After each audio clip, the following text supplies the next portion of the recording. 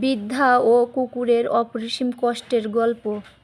একটি গাছের নিচে বসেছিল একজন বৃদ্ধা।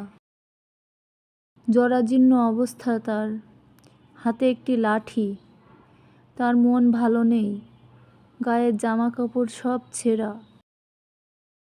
এমন সময় ঘেউ ঘেউ করে বৃদ্ধাটির মতো একটি কুকুরও চলে আসে সেখানে। কুকুরটাকে বৃদ্ধা তাড়িয়ে দেওয়ার চেষ্টা করে, কিন্তু কিছুতেই কুকুরটা সেখান থেকে যেতে চায় না। বৃদ্ধা যত লাঠি দিয়ে তাকে আঘাত করে, কুকুরটা তার পাশে থেকে যায়। যা যা হতভাগা, এখান থেকে দূর হ। কুকুরটা কিছুতেই তার পাশ থেকে না সরায়। বৃদ্ধা অনুপায় হয়ে কুকুরটাকে নিয়ে তার বাসায় যাওয়ার চিন্তা করে। কুকুরটাও বৃদ্ধার পিছে পিছে তার বাসায় যেতে থাকে। বৃদ্ধা বলে, হায় রে হতভাগা, দুনিয়ার বুকে এত লোক থাকতে তুই আমার কাছে এলি? আমি তো নিজেই অসহায়, তুই যে আমার বাসায় যাবি, আমি তোকে কি খেতে দেব বল? কুকুরটা তার বাসায় না গিয়ে বৃদ্ধাকে একটি গুহার মধ্যে নিয়ে গেল।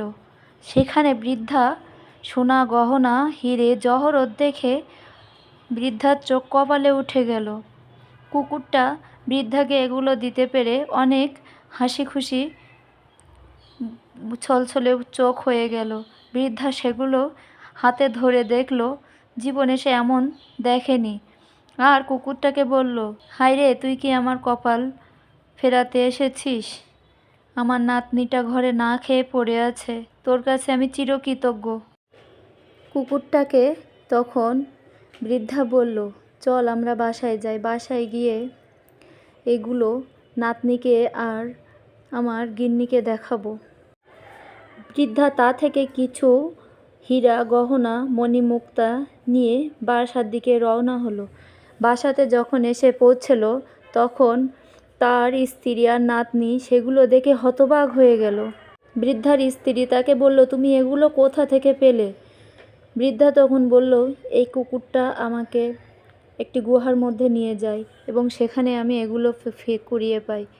বৃদ্ধা সেগুলো থেকে দুটি মুক্তার মালা তার স্ত্রীকে এবং দুটি মুক্তার মালা তার নাতনিকে পরায়। তারা সেগুলো গলায় দিয়ে অনেক খুশি হয় এবং বৃদ্ধা কিছুটা বাজারে গিয়ে বিক্রি করে, নিজের ঘর মেরামত করে, আর কিছুটা নাতনি এবং স্ত্রীর জন্য রেখে দেয়। আর কয়েকদিনের বাজার করে নিয়ে আসে আর নিজের ঘরটাকেও ঠিক করে বৃদ্ধা সুখে শান্তিতে থাকতে শুরু করে দিল। বৃদ্ধা স্ত্রীকে সুস্থ করলো, ডাক্তার দেখিয়ে নাতনিকে স্কুলে ভর্তি করে দিল। বৃদ্ধা শেষ বয়সে সুখে শান্তিতে থাকলো। বৃদ্ধা একটা দোকানও করলো এবং কিছু বিক্রি করে দিয়ে বাজার করলো।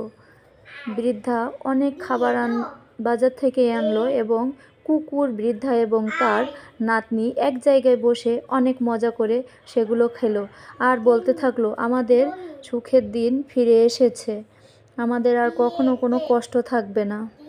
বৃদ্ধার স্ত্রী তাকে কিছুটা অংশ তাদের মতো গরিব দুঃখীদের দান করে দিতে বলল।